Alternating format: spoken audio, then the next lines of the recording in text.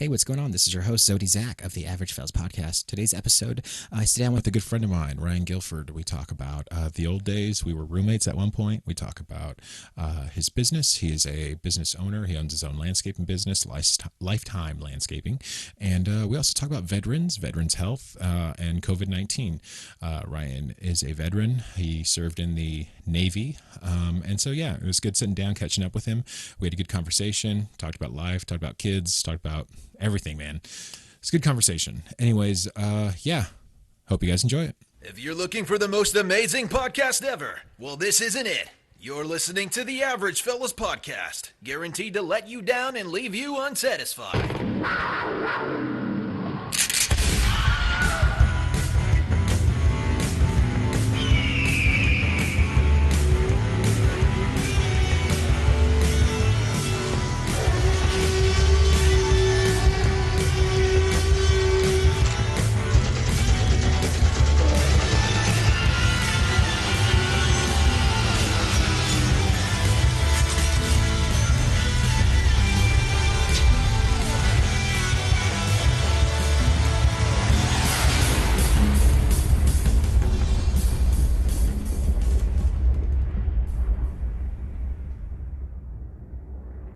Hey, what's going on? Average Fellas Podcast.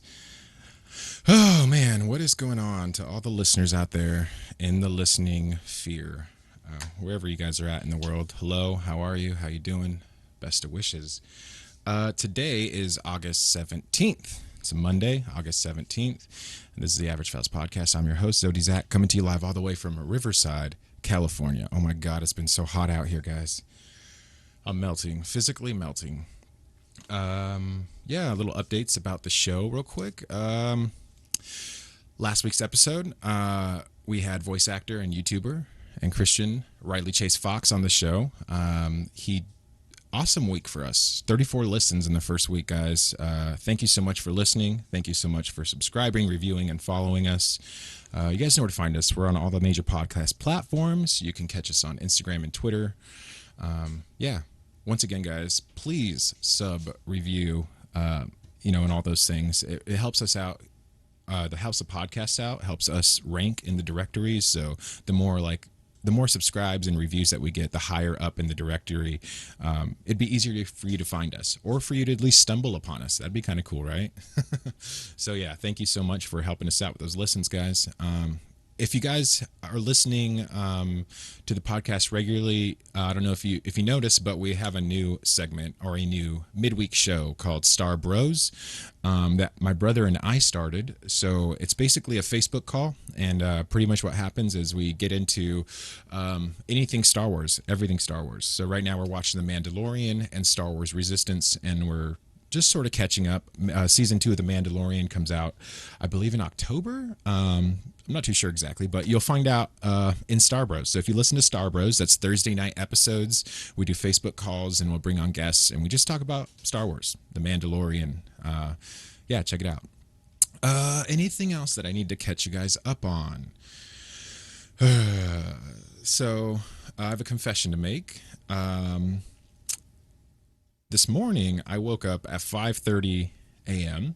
and I started Instagramming my friend Wes, who lives in Japan, because I was panicking, thinking that I had to interview him this morning. And so I woke up in a panic, and I was like, oh my God, I get down. I got to start getting the recording stuff all set up. And the time difference it'd be like 10 o'clock at night if I started at 6 a.m. in the morning. So here I am, 6 a.m. in the morning, put on the coffee, getting ready for the show, and I'm messaging my friend Wes, and next week's episode he's going to be on, guys.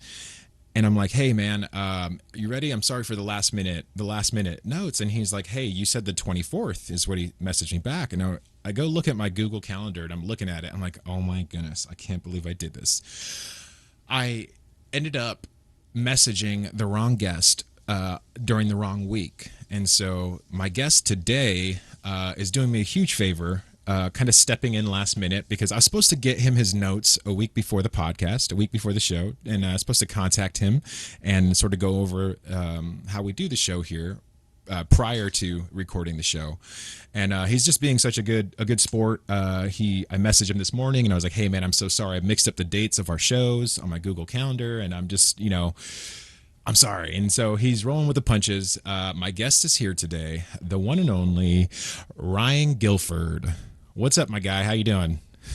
What's going on? What is up? Wow, man, this has been a long time coming, bro. Dude, I almost started laughing when you're explaining what happened with the mix-up on the with your other guest. Dude, it was terrifying because then I'm thinking like I'm definitely like, like this is a big reach for me to ask at 6:30 in the morning, like, hey, like I think I'm not sure what time I messaged you at, but I was like, hey bro, I totally forgot, I mixed up my days. So I'm just glad you're able to do it, man. I'm sure you had plans today. I mean, I moved some things around, but it was no big deal. Oh man, thank you so much for being here. So Ryan, yeah, let me. I'm just gonna talk about kind of like, we're friends. We met in high school. Was it during high school that we really met? We met. I'm pretty sure. Yeah, I think it was senior year. Our friend circle kind of was the same. That's right. That's right. Our senior year, our friend circle, we were in yearbook Oh, together. yeah, yearbook. That's what I was gonna say. Yearbook really like kicked it off. Man, that was the time of my life. Yeah, I was actually thinking about back in that yearbook class the other day, and it was definitely that was some of my best memories in high school, I think. Oh man, yeah, that class was so fun. Do you remember when we actually used the school's credit card to buy donuts one day? No, I We don't went to, remember I that. think we bought a bunch of Little Debbie snacks, I think. Oh my goodness, Yeah, I can't. No, I don't remember that. hey, do you remember Miss Borges, right? Yes, Yeah, she was the yearbook coordinator, right?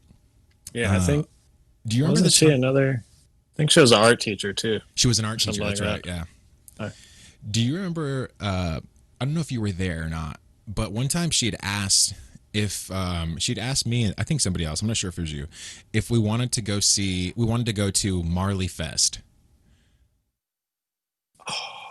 Man, that rings a bell. Okay, but you remember her talking about how she lets her kids play Grand Theft Auto, right? Yes, Okay, yes, yes, okay. yes. So closely followed after that conversation about letting her kids play Grand Theft Auto, she's like, "Yeah, I'm going to Marley Fest. Do you guys want to go?" Oh my goodness, I do remember this. Oh my gosh. I sat there thinking, I was like, wait a second, my art teacher is asking me if I want to go to Marley Fest. There's two possibilities here. Either she's a huge pothead and she knows I'm Yeah. a pothead. that was my first thought. And then the second thought was just like, oh my God, I can definitely get in trouble for this, so I should probably not go. Yeah. I my thoughts are the same but reverse. Like first right away I thought, man, how much trouble are we gonna get? Could we get into? And Right, then yeah. and I was like, wait a second, she definitely smokes pot if she's art teacher and going to Marley Fest. That was funny. Exactly. Turned out to be one of my favorite teachers though. Yeah, yeah, definitely. Yeah, man, so how's life? How's life? How's it going? Oh man, I turned 30 last. Yeah, I'll be 31 this year. When I turned 30, I was just like, I think everything just hit me. I'm like, man, I need to do a little self checkup. What am I doing with my life? Like, I had to like rearrange my goals and um, just look at the overall picture. But everything's been going great. I'm happy where my life is right now, and I don't know, the future is looking good for me. I'm pretty excited. Good, man. That's awesome. That's good to hear. Yeah. Yeah. For the listeners out there, Ryan and I actually used to be roommates too. So after high school, a few years after high school, we ended up getting a place together. And man, that was some Oh, wild times. Oh my God. yeah. I think about I think about that too all the time. Every time I have a story, because I have moved. I'm in Kentucky right now, Oh wow, and I man. got. Oh, yeah, I forgot. I was supposed to update you on all that, but so I got like different friends over here, obviously. So every time I bring up a a story from back when I was in California, it's usually a story that came from that rental house. Oh my gosh. Yeah, no, me too, dude. My wife, she's like, I had enough hearing about the Santa Barbara house. And I was like, yo, it was a reality TV show, basically. Oh my gosh, it could have been. It could have been. It should have been. That's what it should have been. Yeah, yeah. That was. Oh my If we were gosh. smart enough, we would have capitalized. We would have been YouTube famous by now, bro. That was That was like right on the forefront. Like Yeah, yeah, that man. could have been. Remember that time we're in the garage, and I'm not sure if I had my. Yeah, I'm pretty sure I had my guitar in my hand, but we're just putting just like a little riff together, and you started singing over it, and I think my brother recorded it, and I had that recording for the longest time, and it sounded so like good and raw, and I was like, man, I need to get my guitar back, Oh start playing man. again. Oh man, I miss those days. I have a couple of them. I have a couple of those kind of recordings. Maybe I'll post them. I'll post them eventually. I'll share some of them. I have some of Yeah, those. I would just record the room, like just the garage or whatever. A couple of I know a lot of people that have gotten on my recordings. There's so many of them. I don't even know where to begin or how to even separate or comb through them for any material. yeah, yeah, But yeah, yeah, the Santa Barbara house. Uh, those of you guys, locals, Los Banos local listeners, I think I kind of cater to them a lot, but that's okay. That's because that's home, whatever. yeah, yeah. Uh, Santa Barbara, you guys know where Santa Barbara's at, the Santa Barbara street. We actually lived on a house, a little 1-story, 3-bedroom house. We rented it out on that street. And this was a time where everybody in that house, maybe except for one, was just How doing many? something dumb. Yeah. How many people do we have in there? I So I know can't there was remember. me. I know there was Phil was my next door neighbor room, and then there was Oh, you, and at the time who you were dating. yeah. So I remember that was kind of like And the housing arrangement. I thought we had one more. But we did have people coming in and out, like friends always staying over and stuff. So that was kind of like, I know there was every morning I'd wake up and there'd probably be two of my friends either in the garage or in the living room. So that was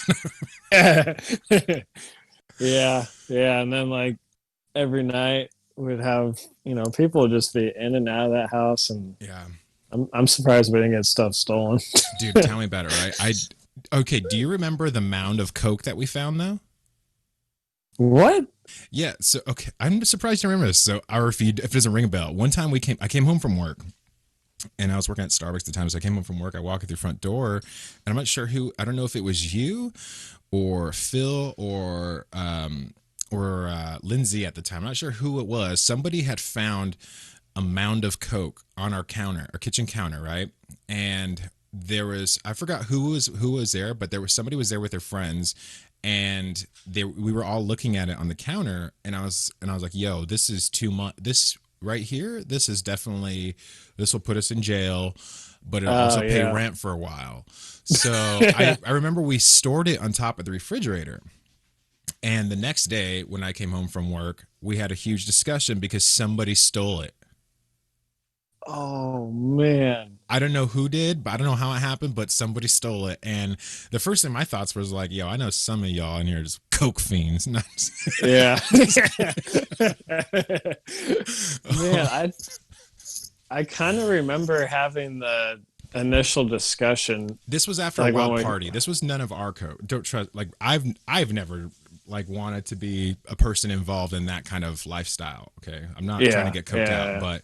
but I'm saying we used to have a lot of parties all the time, and the day after the party, this is what was left on the counter, and that was the discussion that kind of followed.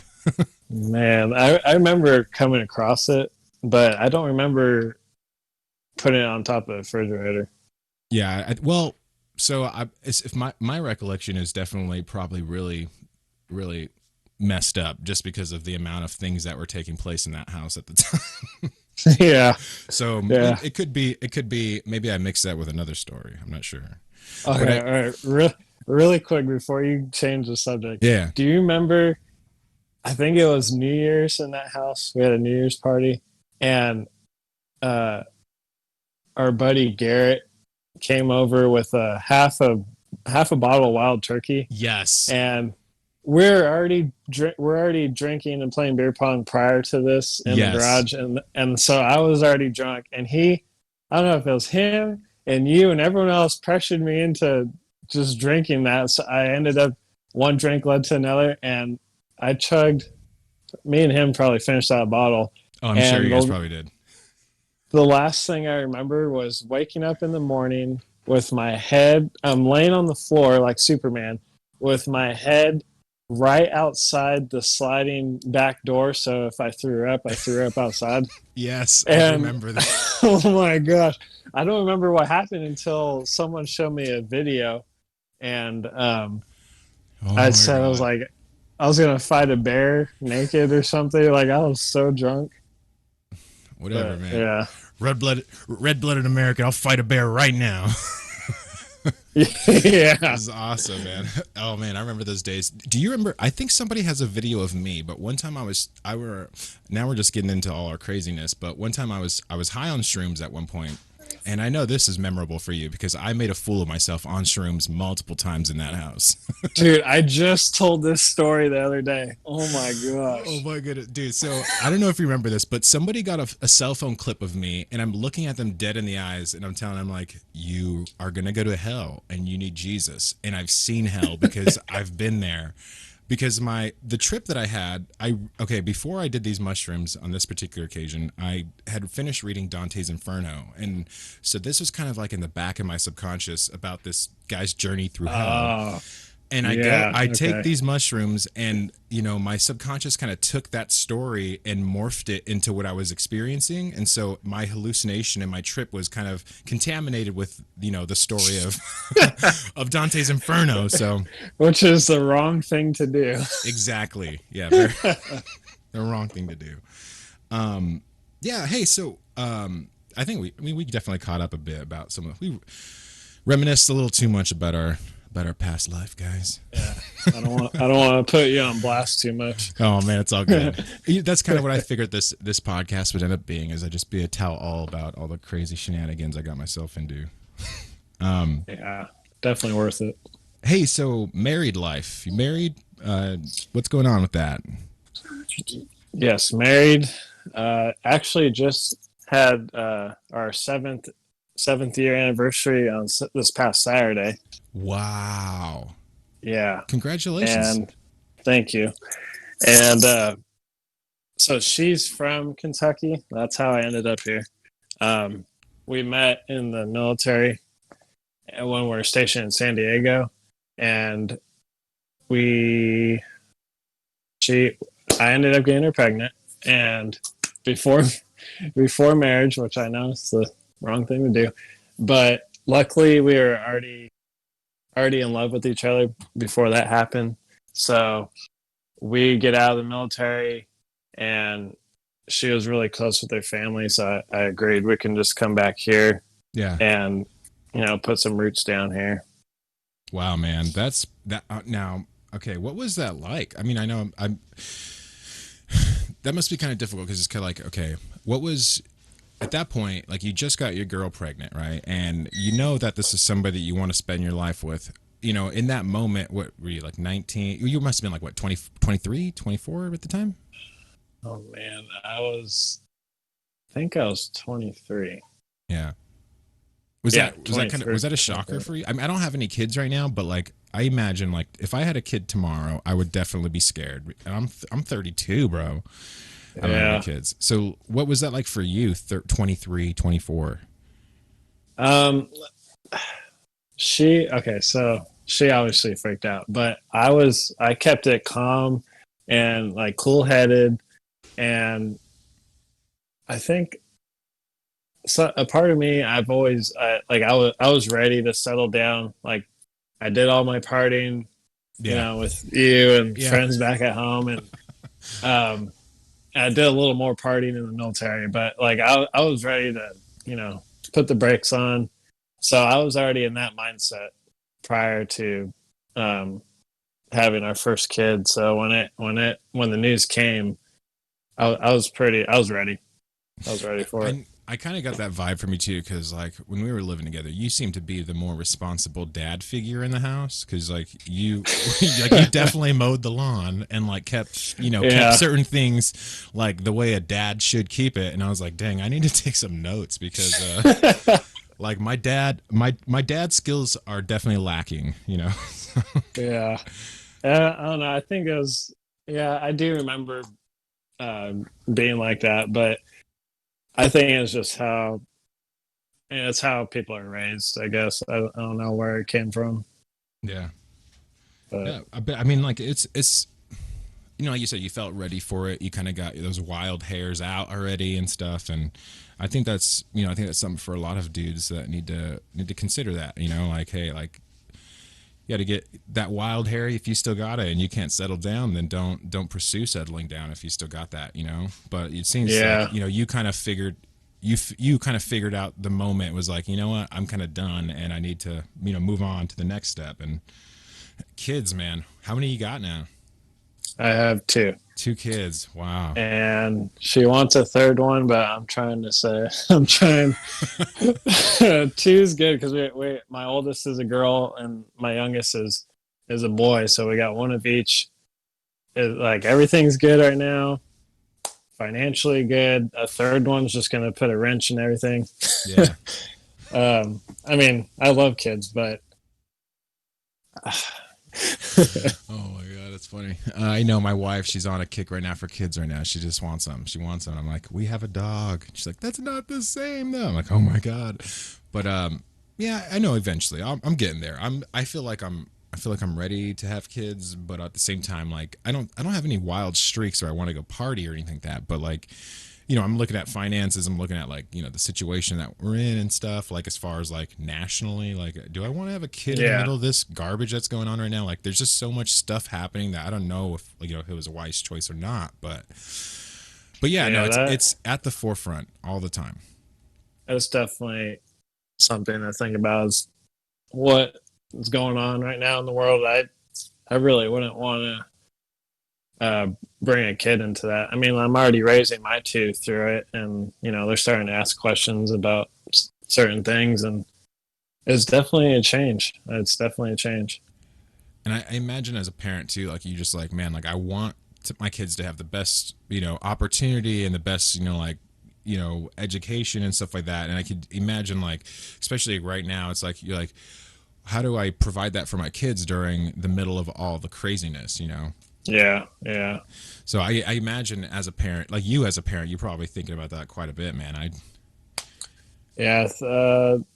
I think health and safety is probably like my biggest priority right now because you know it's all. I'm sure there's riots or protesting all over the country, Yeah, and you know it's scary. It's a scary time. definitely, man. Definitely. Hey, I want to move on to another subject. You know, I'm sure your kids are like the greatest gift to you, man. I don't want to, I don't want to cut you short on praising them, but I want to talk about a little bit about the military because I know that you mentioned that you were in the military. What branch?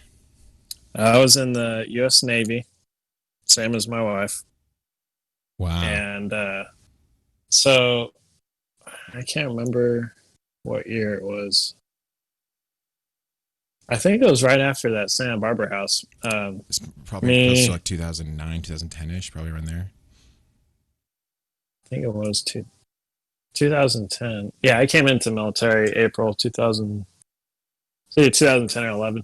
But it was, remember my brother Sean? Yeah. Yeah, so he originally made the choice to go and join the Coast Guard, and I think it was like our last couple months at that house, and I was like, man, what are you doing? We can just stay here and keep partying and everything. And Yeah. he said, you know, I need to get out of town or I'm just going to be stuck here. And that kind of like registered with me. I was like, man, I'm going to keep either get out now or I'm just going to be stuck here working at, you know, Petco. I think I was working at Petco at the time. Yeah. I remember And you were aquatic specialist, bro. oh man, I was so hyped about that. Had my special tag with my stickers and everything. Um, but yeah, so my brother was responsible for me joining, and I think he couldn't. The entrance exam for the Coast Guard's like real high. They don't just take anyone, and I don't know if my brother quite made it or not, but I said, "What about the Navy? It's kind of like the Coast Guard, just a lot more guns and action." And so Cooler we, stuff. yeah, cooler stuff. So we agreed to go in together, and we went through boot camp together, same division, same like class, and we graduated together, went to Florida together for our initial rating. That's your job you're assigned in the military, and it was it was actually computers, IT specialist is what they called it, and embarrassingly, I failed. I dropped out of that class. I couldn't make it. It was pretty hard. So they re-rated me as a sonar technician, and the A school was in San Diego. And I told my brother, I was like, man, I'm going back to California. I'm excited. Yeah.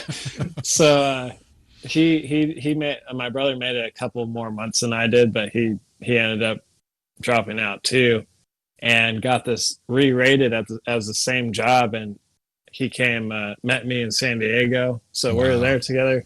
Yeah, we're pretty much together the whole way until Wow, how awesome. Until we graduated. We actually graduated that A school, and he went his way and I went my way in the military. So it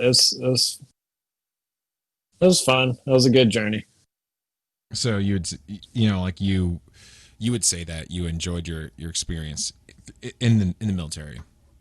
I did. The military is always changing. So right now, I can assume that it's pretty bad with the corona, because a lot of the major military bases are still in quarantine, or they're not letting sailors go on and off base like they normally would. So I can imagine right now being in the military would be pretty difficult. But when I was coming through, it was a lot of fun. It was pretty much like college all over again, and then get to work, and you meet a lot of good people. I made friends. I still keep in touch with some of them.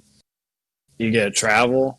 Yeah. They may not be the best places to travel, but I mean, not a lot of people can say they crossed the equator way out in the ocean and had a special there was a lot of cool stuff that came along with being in the military and traveling. So you would say, so the phrase "you want to see the world, join the Navy" is true? Definitely. It's still true. Yep. Still true. Wow, that's awesome. See, if there was any branch that I would want to join, it definitely want to be the Navy. You know what I'm saying? Like, I don't know. I don't think. Is there a difference between like Air Force and Navy as far as like what they require for you to like join? Because I'm always seeing jokes. The military people will understand this, okay? Because I always see memes, especially from you and your brother, where it's just like Army, Navy, Air Force, and then like Coast Guard or something like that, right? Yeah. And you guys are always taking shots at each other, making fun of each other and stuff. So I'm not in that brotherhood, but I understand it because I played team sports my entire life, and there's just a brotherhood about going through pain together, like, and you went through a certain level of pain together with your brothers, and then like at the end of it, you have this moment of like, yeah, we're just we're together, it's just whatever. Anyways, can you explain that dynamic? Like, what are like the four like things that the military branches sort of just like, they make fun of each other for these typical funny things, right? Yeah, it's kind of like all the branches are trying to put themselves at, it's like this imaginary list, and they're trying to put their branch at the top of the list. And they obviously they all have their different opinions, but realistically, the Air Force is I think is at the top as far as like quality of living. Like their boot camp is so nice. They have the best food in the military. Their chow halls are the best. Barracks are so nice, like little college dorm rooms, and Wow. then from there you slowly work your way down. I mean, probably I'd say the Navy would come in after that. And then, the Marines and the Army get made fun of the most because, as a majority, they're doing a lot of the grunt work. I mean, everyone's putting their life on the line, but I feel like they're doing the most for protecting the country, so they get made fun of a lot, just because of their way of life. Like, going through boot camp. One of the running jokes is the what Marines stands for, and it's my ass rides in Navy equipment. Yeah. Because the Marine Corps is part of the U.S. Navy, because we take them overseas on their deployments and drop them off or whatever. And so, I mean, there's jokes like that. But at the end of the day, like you said, the dynamic, we're all brothers and sisters, and at one point or another, it doesn't matter what branch you're in, you're going to be fighting side by side with a different branch.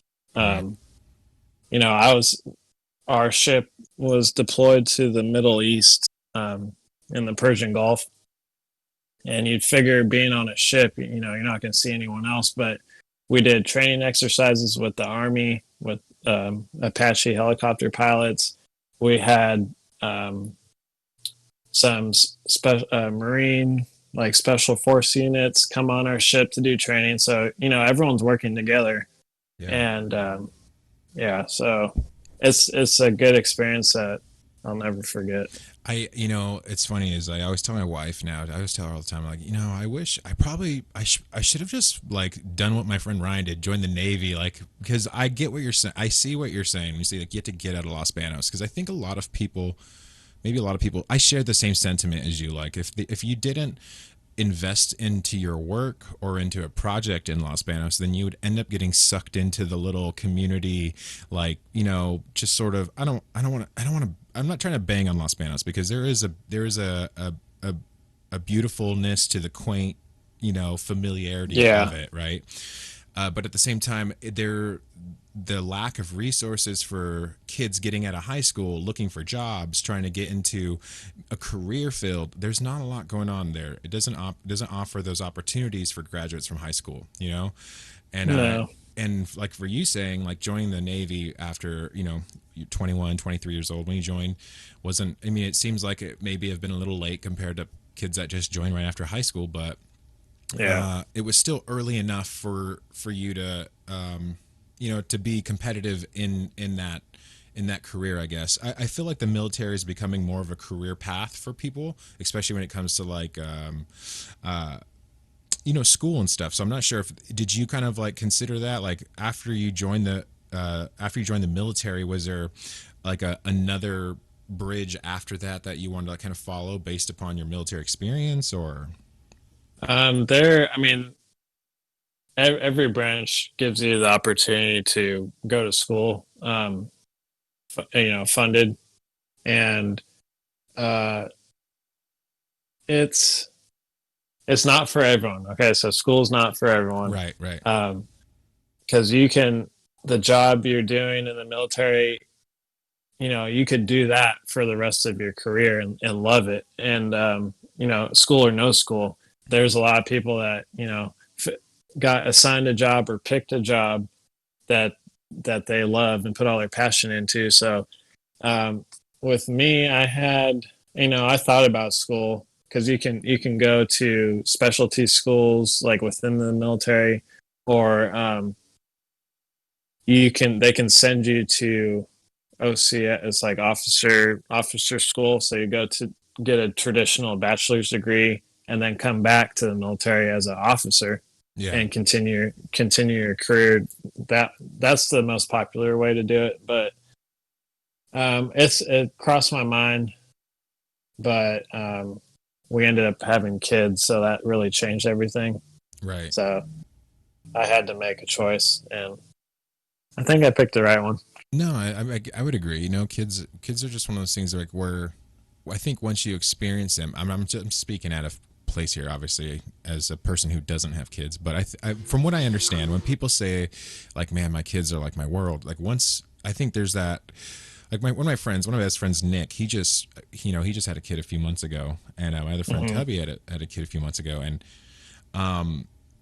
they have the sentiment of like before you were a father, before you're a parent, like you don't really understand what it's like to have a kid, but once when you have one, there's like this there's just like un I guess failing love for your child, you know, like undying love for your child. You just all of a sudden instantly Yeah, become.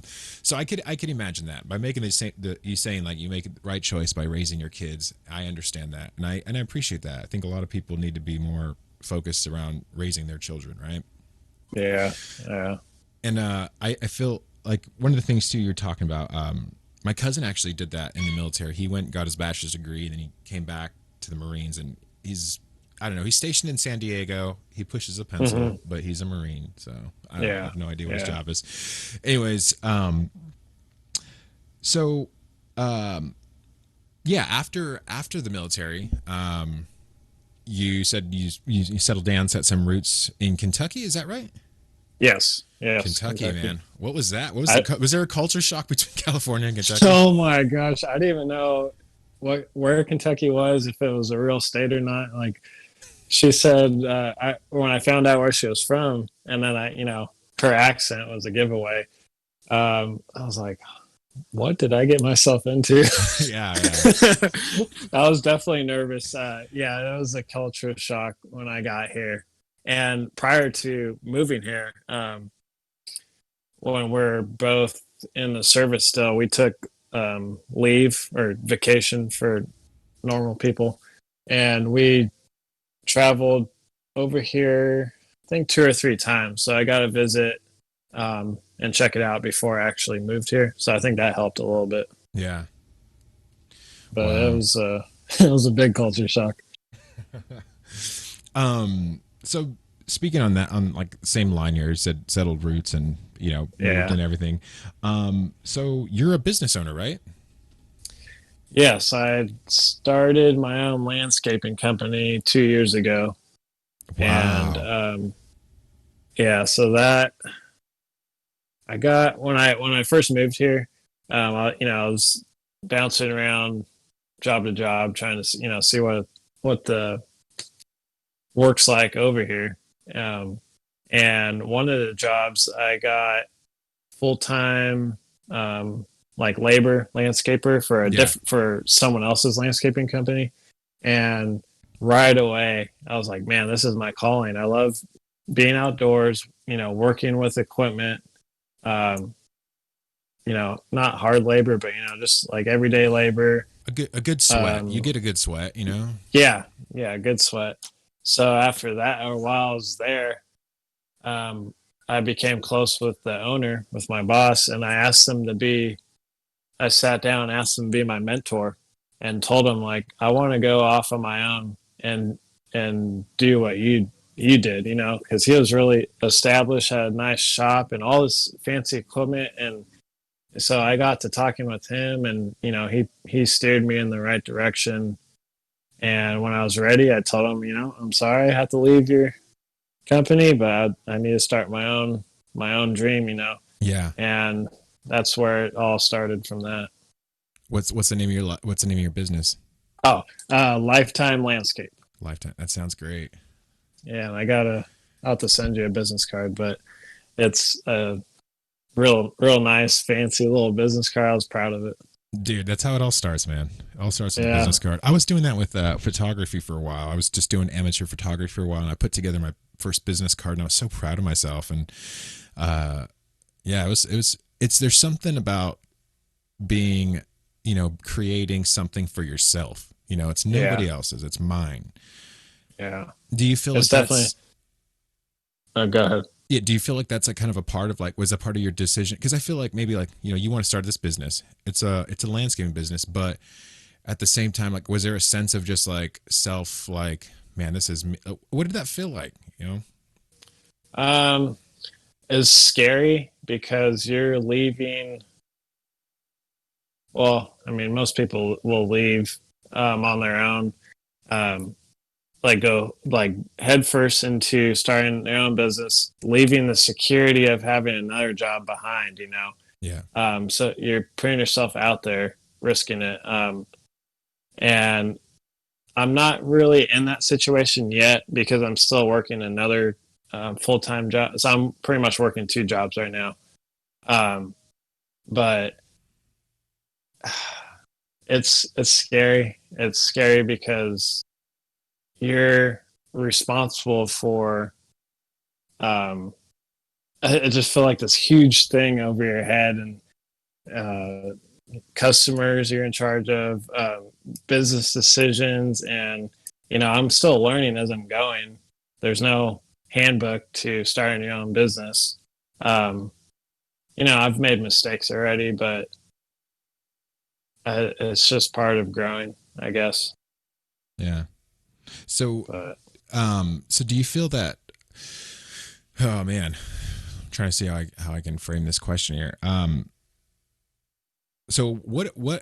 So you mentioned that your previous manager, or the guy who owned his own landscaping company that you'd worked for at time, that he had reached like a certain goal that you were like, I can. Did you see yourself in him, or did you see yourself able to obtain what he was able to create? Like, I can do this. Was that like a sort of a thought that you had? yeah, I didn't really see myself in him, but I definitely thought like I could do this. I could be where he is, however many years down the road, because he started when he was young, and perseverance, just kept doing it. That's the one thing he told me, was be consistent, don't give up, you'll eventually get there. And I thought, I was like, I could do this. I'm gonna do it. Let's do it. So So what was like your first what was it like just I guess like I don't want to say promoting, but like when you first started, was that sort of like a struggle, like to maybe like get some clients at first, and like yeah, what was that like for you, experiencing that first few couple clients, or like breaking into the business? yeah, like marketing. It's still hard because so many people do landscaping, so it's definitely it's like a turf war. Like Literally. Norteños, yeah, yeah, literally. Um, but when I first started, I did the business card thing, and then I made some a little. They're like pamphlet size, like a little bigger than a business card, and I put like first time specials on there. I was offering specials to like first time customers, or if you like prepay for a month, you get a discount or something like that. So Yeah. I passed that out with my business card, and I literally threw my kids in the car, and we just drove around through neighborhoods, putting this material in people's mailboxes. Wow. And yeah, and some door to door. Um, Not a lot of people were home, so I just stuck to the mailbox idea. But I started. It took about. So I started 2 years ago. I started advertising early spring, like right before grass season starts. So I had a couple months of just sitting there staring at my phone, waiting for a phone call. Yeah. Um, and my first year, I think I started the season with four customers, four clients for weekly um, grass cutting. And then as the season went on, ended up with seven total. And I think 50-50 word of mouth, and, actually trying to market it. I think that's how I started off Wow. with that. Yeah, But no, it's that's that's kind of cool though. It just shows that you got to step out, think outside of the box a little bit. You said you just threw the kids in the car and went out and started marketing yourself, and like yeah, that's that takes a lot, man. And I think that's something that somebody needs to hear. Somebody maybe is owning a business, someone's running a business right now. You just got to get out there and do it, you know? Yeah. Oh man, No, if we I could definitely give advice already. If you're or anyone trying to start their own business, it's consistency. I mean, I still agree with what my mentor told me. Like, you can't do it half-assed. You need to, stay 100% all the time, even when you're feeling like you're failing, or you're having a low month, depending on what your business is. But if you just keep doing it, and you feel in your heart that this is what you want to do for the rest of your life, you just got to stick with it, and you'll come out on top. wow. Hey, so what are some advantages to being a business owner? That's okay. So this is why I started my own business, just for the flexibility. Like, that was definitely an advantage, especially having kids, because my wife works full time, and with me cutting grass, I'm a lot more flexible to pick up the kids from school, or go groceries, or whatever the case is. Right. That's one of my advantages. Another advantage I'd say is um, recognition on the local level. Like, uh, a lot of my customers are starting to recognize me around town, and just having that feeling of, oh, that's Lifetime Landscape or whatever. And a lot of my customers are recommending me, so I'll see my name pop up on Facebook, and I guess it's like kind of a little bit It the feels fame good. that comes along with it. It's awesome. Hey, is there any movies that are like based upon like landscapers, like yard care kind of like stuff? Like any movies that uh, Not that I know of, honestly. I feel I like mean, because there's a lot of stuff here that you've mentioned about like the business I feel would be a good movie, like Turf Wars, and it's specifically about cutting lawns. Like there's a lot to be yeah, said. That's funny. yeah. There's a lot of comedies and movies with, they'll have scenes with someone doing some landscaping. I think um, Summer Catch had a scene in it with the Freddie, was it Freddie Prince Jr.? Yeah, Freddie Prince Jr.'s girlfriend. I think it was, forget her name, actress's name, but she was on the lawnmower riding, and they had her, like, her sweat glistening off Oh her my god. skin, and like a typical, like, scene like that. Beer commercial. Yes, I see stuff like that all the time. But as far as like a movie specifically, no. But that's a good idea That is a to good make idea, one. man. That's awesome. Yeah. Oh my gosh. Um, hey, so as a business owner, have you felt the effects of like the COVID situation on your business, or has that kind of been like in your community? I don't know how that's like really working for you. Oh, it is a struggle. It's still a struggle. Fortunately, I've bounced back already, but it seems like all this started.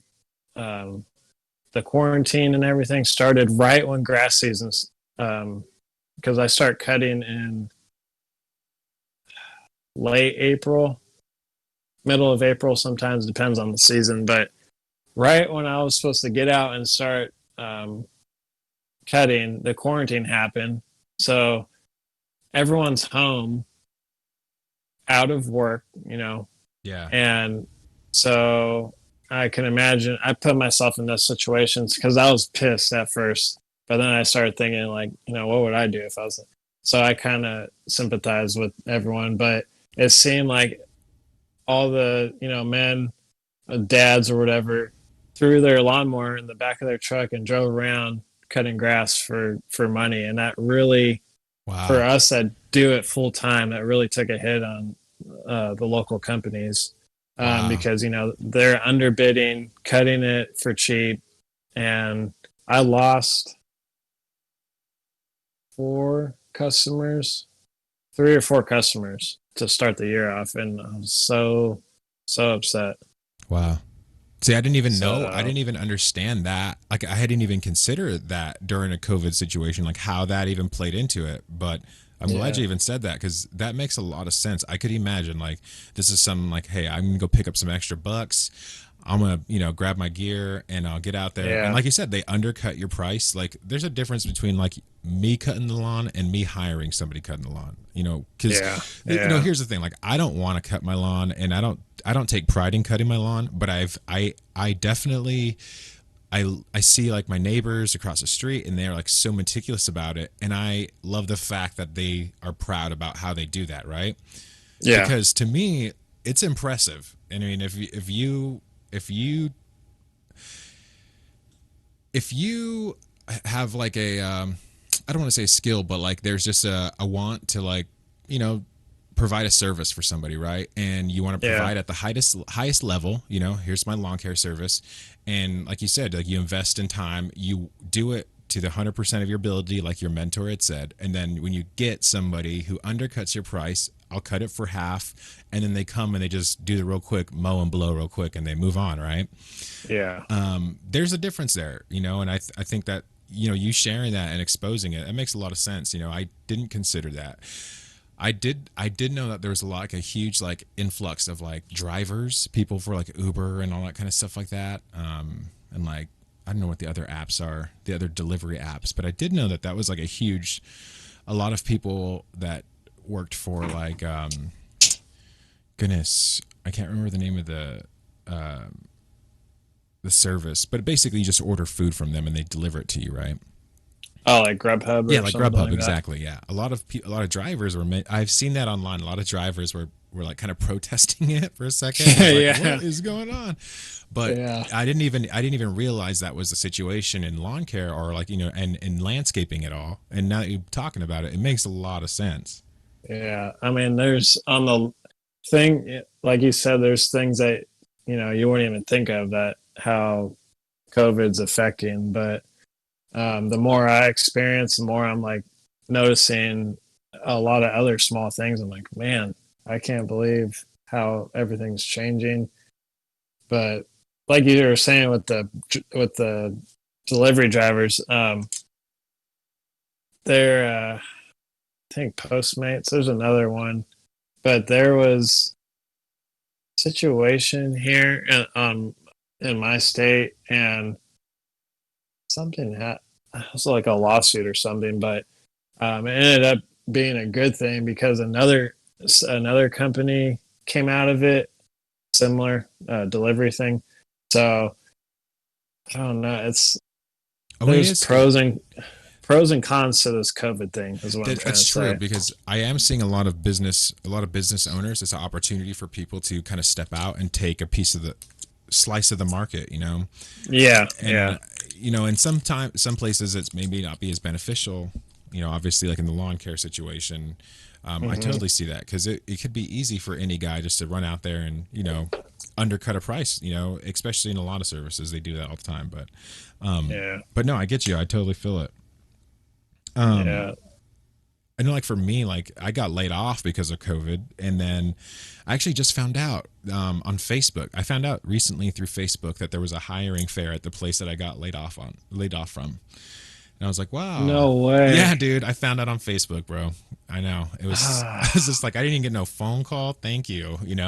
So I'm not gonna mention the company, but I'm definitely done with them. I'm upset, and yeah, whatever you get. There's a thing where I'm not prideful in like what kind of work I do or anything, but I wanted to at least be considered upon returning, but I didn't even get that consideration. It just went straight. I didn't get a call, I didn't get an email for anything. As a matter of fact, man. a temp agency offered me a position for a completely different field of work that I have no experience in, where I'm just like, I don't even know what, like, okay, like I cannot jump into a position as like a AC technician without any experience in that. Like, I don't know where to begin or to stop with that, right? And this is Yeah, the only position that was given to me, or even presented to me in the last 2 months. So it's been it's been a hit and miss out here. Everything is super competitive right now, but yeah, getting laid off and then and then not being, not being asked to come back, and seeing that job fair through a Facebook. And the thing is that it wasn't an ad for the job fair. It was a news article about the results of the job fair, which is sucked even harder. It's like a slap in the face. Yeah, dude. So that kind of happened. That's happened to me. I can't imagine how competitive it is in California right now.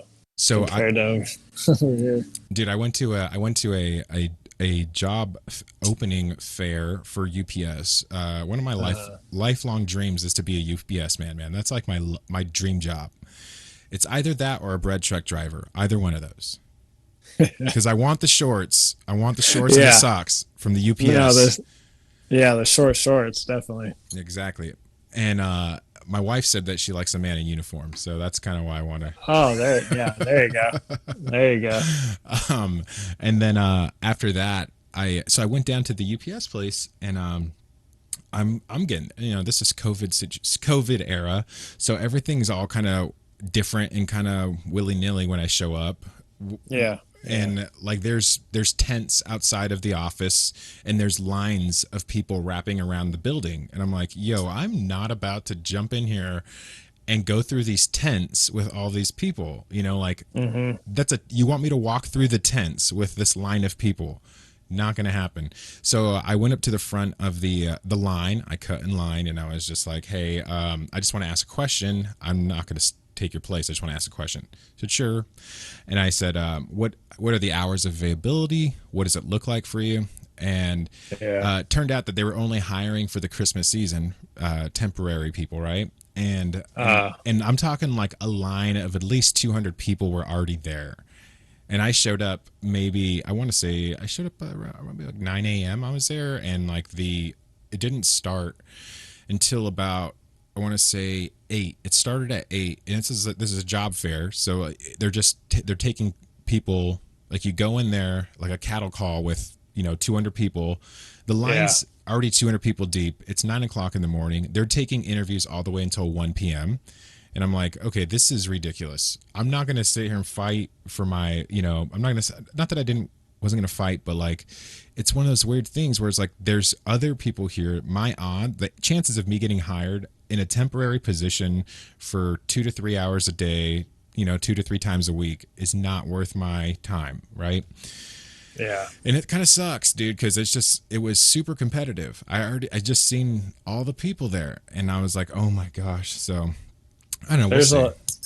There's a lot of people like that have the same, they show up, and I'm not saying you're doubting yourself, but a lot of people like just doubt the situation and, walk away. So it's definitely, I agree. I understand where you're coming from.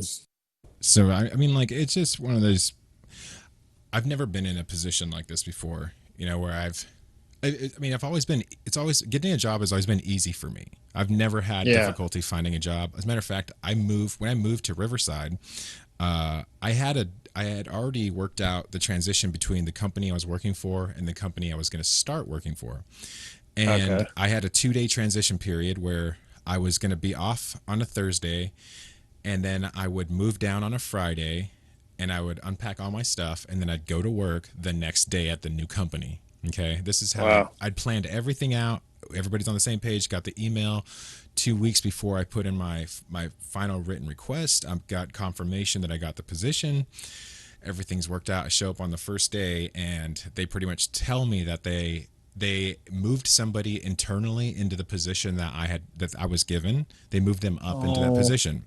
So my gosh. Yeah. So then they put me on the back burner for 2 weeks, and then they re-offer me a new position where I had to take a $5 pay cut. Okay. And yeah, it was terrible, man. I was like, okay, well, whatever. Like I'm not in a position to argue at this point. I just got married. I want to get back to work. I don't have time to play around. I just got to put some money in the bank, right?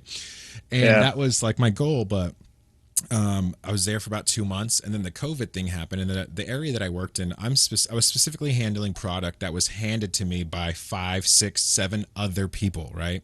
So the Okay. product comes down the line, and it's gone through 6, 7 pairs of hands before it's even gotten to me. So Yeah. there's no way that you're going to keep this factory open without cross contaminating or spreading the virus, when you're at max capacity, Yeah. max product moving down the line. Not going to happen. You're going to spread it like wildfire in there. They started doing the checks on us, the temperature checks and everything. And Yeah. that's when we got the news like, hey, we might not show up next week. Just be ready. And then one Friday they bring us in and they said, we're going to let, you guys don't come in. We'll let you know. Call this 1-800 number and call this every day. And then we'll call you when it's time to come back. That was the information they gave us. Oh my gosh. Yeah, dude. The sad thing is that I actually went back a month after they shut down and was like, hey, I'm not sure how this works, but I've been calling the number and I haven't received anything and nobody's called me yet. And the response I got was, we will call you when it's safe to come back. Okay. So I left, came home, and that was about a month of me being, told don't come in yet. And then I So finally, you're just chilling in Riverside this whole time? dude, I've been chilling. We'll work on the podcast and stuff, but yeah, it's been kind No, of I strange. mean, while you're waiting for his phone call, you're just Yeah, I was at just home chilling. hanging I'm just chilling with my wife. She had an apartment up here because she's going to school, and so I just moved into an Okay. apartment with her. So I was everything as far as like living situation was kind of already worked out because Oh, okay. my wife was already Gotcha. going to school up here. And so I was like, okay, well, it's easy for me to transition and come up here, and that's what I did. And then the next thing I know, I ended up getting laid off, and it's kind of Mhm. it's since April. So April I got laid off, and then that's kind of been where it's been pretty grim. And there is a Yeah. lot of, I mean, people, this is the thing. I've gotten people reach out to me like, hey, can I, here's a position available. And I'm like, I wish that it's not, I don't know how people feel about this. I'm not sure what the situation or the general consensus is, but when you're used to working in a certain field and having, a certain sort of, I guess work environment. Like for me, manufacturing and stuff like that is fun. I like it. There's a lot of moving pieces in a factory. You get to see a lot of interesting things. You meet cool people, and it's just Yeah. I like that environment, And for me to be offered something out of my wheelhouse, it's difficult because you're like, oh, now I just have to take it because it's a job, and that's what the the general population needs is for everybody to get back to work. And it's kind of been hard because I have to wrestle between that now where it's like, do I just go take the job wiping down the carts at Ralph's, because it's a job available, but I mean, even if it is available, there's still 200 people applying for that one job, so Yeah. Yeah. it's a little bit kind of like that right now. The market's a little unstable here in California. That's what I've noticed. So, Mhm. and unless you have some sort of degree that offers you the opportunity to like work at from home or remotely from an office or Yeah. something like that, it's difficult to find employment, I guess is what I'm saying. Yeah. But that's why I'm talking to you about starting your own business and everything. It's inspiring, because you're talking about how you had to step out of the situation. You had to step out, think outside the box. You said Yep. that starting your own business has offered you flexibility, and that's what I'm realizing now more than ever during this pandemic situation is that jobs that I would work prior to this did not offer a lot of flexibility, and Mhm. I give my life to those jobs to where I put everybody else on the back burner. My Yeah. relationships, my family would all go to the back burner because I invest so much into my job as far as time and effort. But yeah, and, I guess it's a lot of things to rethink now. I'm glad I'm talking to you about it because, there's just some people maybe are in this situation right now during this pandemic or during the era of just ugliness, whatever's happening out Yeah. in the universe. It's just it's encouraging to see that you're able to do that, start something, and just keep moving forward through it. And so I hope that's the Yeah. same situation for me, man. And yeah, I hope the best for you, but I really think small businesses are going to carry this economy through. the situation right now. Um, it's scary for everyone. It kind of upsets me the way some of these bigger businesses are handling. Obviously, no one's experienced this before, but it seems like, man, they let someone go, or they let a group of people go. There is no sympathy whatsoever, Yeah. and it sucks. It sucks. It's like they just kick you to the curb. That's kind of how it felt, man. Because I was just kind of like, I liked the people, I liked certain people that I worked with, like the crew that I worked with was cool at the job I Yeah. was previously employed at. Those people, they were down to earth. They were guitar players, you know. Hmm. I'm not gonna give you more information about that, but anyways, they were Yeah. my kind of people, you know. They were just my people, and I was like, Yeah. this is awesome. You know, I get to like be around things that I love, and there's other people that share that same sentiment, and those people, you know who you are. You Yeah. guys are cool. But as far as management and how you guys handled your HR situation, I don't even know where to begin with that. Yeah. Anyways, hey, I want to ask a question. Maybe I'm not sure how you feel about getting into this. I know this is a huge, kind of a hot topic, I guess, but what does veterans health look like if you're self-employed? And also, I think kind of adding on to that, like during the COVID situation, has there been is there resources for veterans that maybe are going through something during this time? Um, so veteran health care, I'm not going to say is a joke, but it's not the best. And a lot of veterans have been fighting this fight forever with the government. I think the veterans healthcare system is severely underfunded, um, and that directly affects the care you are getting as a veteran. May not be the best because they can't hire certain doctors, or the best doctors, etc. And I think our veterans deserve the best. They deserve the best healthcare. Um, but for what we have right now, it's better than nothing. Um, there's a lot of help right now. There's a lot of help out there. Um, I had a list of links.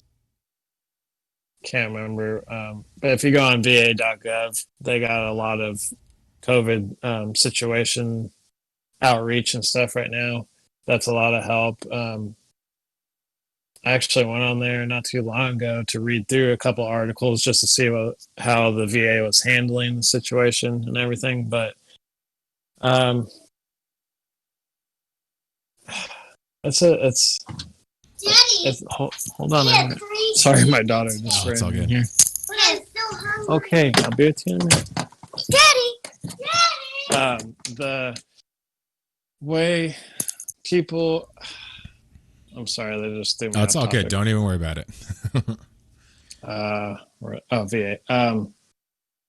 I don't have I don't have healthcare through the VA anymore because I just switched on to my wife's um, healthcare because she started a new job and it was better than what I was getting. But you can, as a veteran, you can still, when you transition out of active duty, that's when you'll have your opportunity to go to the VA, have your medical record transferred. So, they try to make it a smooth transition, insurance wise. So your care and coverage just continues. But for veterans that didn't do that, you can still sign up for healthcare. It's going to be a different name. It's like TRICARE while you're active duty, and Prime or TRICARE Prime or something when you're out of duty. But there's still a lot of help with the VA, but I definitely think it could be better. Um, I've this. I mean, I didn't include this question in your notes, but because I just thought of it now. But is there any resources? I'm not sure what your thoughts are about like mental health when it comes to veteran care, because this is something that I hear a lot about in like, popular media. So is that something that like you personally have kind of like seen firsthand, like what that's like for veterans, or? Um, I have not seen it firsthand, but I've read into a lot of articles and um, not mainstream news stuff, but like a lot of stuff that veterans have been sharing through like their own stories on Facebook Right. or stuff, Facebook groups for veterans. I go on there and it just kills me, the situation these veterans are in, and there is still not enough help for them. I can't remember. I used to have this how many suicides a day memorized, but it shouldn't be like that. There's not enough help. Yeah. No, I definitely, yeah, it definitely needs to be a lot more help in that area. Cause like the reason why I asked is because, I see a lot of things on Facebook, Instagram, or whatever. And, you see a lot of these Washington Post and LA Times articles that are all, all yuppied up. And, Yeah. Average Fellas podcast, we're trying to get the real story, the beat on the streets. Y'all hear Yeah, me? yeah, for sure. For sure. Exactly. And so I wanted to kind of hear it from you as a veteran, as somebody, who's, you might be combing through some of those articles, not as much as there's, some of us that have other industry, interests. So, it's good to hear that. It's good to hear kind of, what's going on and hear your take on it. But yeah, it's something that, I've always kind of seen a lot of news articles based around it. It's always kind of been like kind of clouded in like some gray misconception because of, political elites wanting to tell certain stories or something like that. There's just a lot of information out there, and so I want to get to like the bottom, like the root of it, and try to get the best knowledge or direction for myself to go looking. And it doesn't have to be. It seems like everything's revolving around money.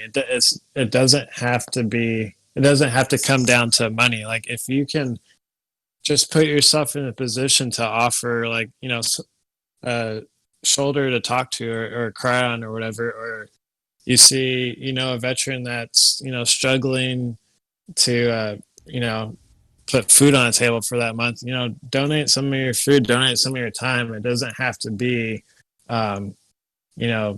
donating to a group money every month or whatever. It's just a lot of little things will go a long way. Yeah. With veterans and that need help. Awesome, man. Hey, I really appreciate you talking about all this stuff today, man. I knew it was going to be a good episode. I enjoyed it. Yeah, man, it's a really good talk. I really appreciate it, man. It's a lot of interesting things to think about, especially business owners, veterans. Man, there's a lot of good things to listen to and think about after this episode. Hey, before we finish up today, if you can recommend one mower and edger combo, what would it be? Because I think this is an Average Fellas question. Yes. For all the garage dads, this is what you need to know, all right? For all you kids out there wanting to get something for your dad, this is the answer that we're getting down to, right? The nitty gritty. Okay, so I'm assuming you're talking about like residential level. Yeah, I feel like okay. Well, residential, and then like give me like your dream, like what the dream setup is. Okay, gotcha. All right, so if you are wanting a perfect lawn, you want to show off to your neighbor and dominate, I would recommend Honda 21-inch push mower from Home Depot. Has the best self-propelled traction on the market. That thing will pull you. It'll make you run if you can't keep up. Has one of the best cut qualities for like a homeowner, and you can mulch with it. You can bag with it. The Honda engine has been proven reliable for so many years. usually one start pull. Wow. Really, really good mower. I'd recommend that. And then as far as a trimmer or edger, everyone calls it a different thing. I believe this one you can get from Lowe's. It's the Husqvarna 525L. And that is the commercial model, but they offer it to, you can go in Lowe's and pick it up. It's going to be a little pricey, but it will last you a long time. I currently have this one, so it's been my dream edger. So I'm halfway there on my dream. Yeah. But I recommend that. And then my dream, so I do commercial stuff. I can't just go around with a Home Depot lawnmower because it would break because I'm cutting every day. But my dream, the brand is called Walker. It's a 0-turn sit-on mower, and the deck is out front of you because a traditional 0-turn, the deck, you're sitting above the deck. But this design, the deck's in front of you, so it floats with uneven terrain, so you're not scalping the yard or cutting super short. And then it has a collection box right behind your back, so it's a vacuum tube that connects to the deck underneath. So you're bagging grass, and you don't have to worry about shooting clippings into flower beds or all over the driveway. Super efficient, saves time because you won't have much to blow off driveways and sidewalks, and it's pretty pricey. I think their new models are going for $15,000. So basically what I'm hearing you saying is like, you're just kind of putting this on the wish list for the wife to hear, right? Yeah, exactly. I have started saving for one. I'll probably start off with the used one first, but that is my dream mower for sure. Wow, that's awesome, man. Give me some more. Man, that's funny. Hey, I'm just going to tell you real quick what my setup is back at home. It is a Toro Walmart mower and one of those like Black & Decker Hedgehog edgers, dude. Oh my god. Oh my goodness. Yeah. I'm sorry. I feel bad for you. It's okay. You could say it. You're ashamed of me. Okay, you could say it. I'll definitely help you upgrade your equipment. When you're ready, just shoot me a text. I'll tell you what to get. For sure. Awesome, man.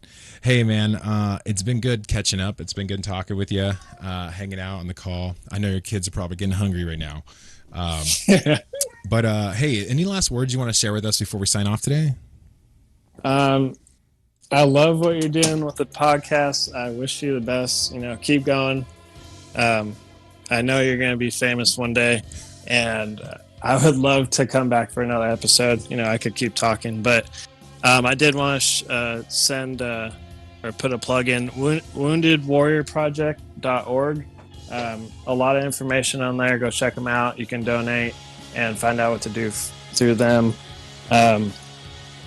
I'll come back on another episode for my podcast. That's a whole nother topic. Yeah, man, that'll be awesome. It's okay, but I wish you guys the best, man. Thank you. Hey, thanks a lot, Ryan. I really appreciate having you, man. Thank you so much. We will definitely be looking out for your podcast.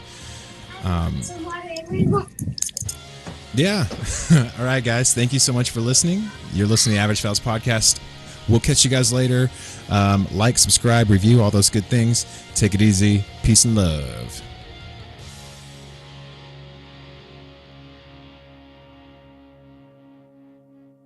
Cool. Awesome.